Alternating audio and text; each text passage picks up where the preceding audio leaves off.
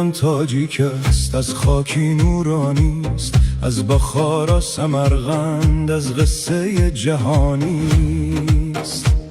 از رودکی صدا، از نخستین شعر جان، از دل تاریخم آتش جاودان.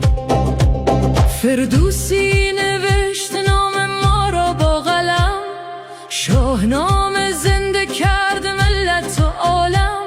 از ابن سینا علم و خر در خون، از نور دانش شدیم معروف جهان. ما از گذشتاییم، ما ریشه زمان، ما فرزند یک داستان جاودان.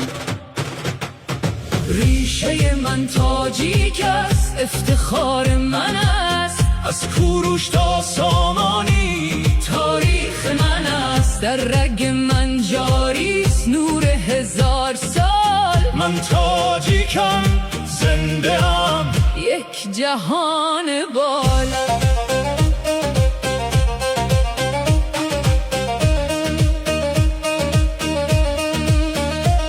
از مولانا عشق آمد، از سعدی سخن، از خیام فلسفه، از دل تا آسمان. داریوش با قدرت ساخت جهان بزرگ، کوروش با عدالت شد در تاریخ چون نور.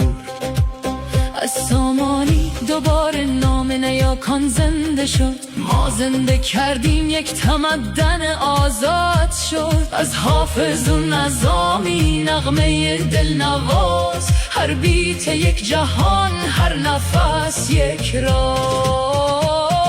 ما از گذشتاییم، ما ریشه زمان، ما فرزند یک داستان جاودان. ریشه من تاجیک است، افتخار من است، از کوروش تا سامانی تاریخ من است. در رگ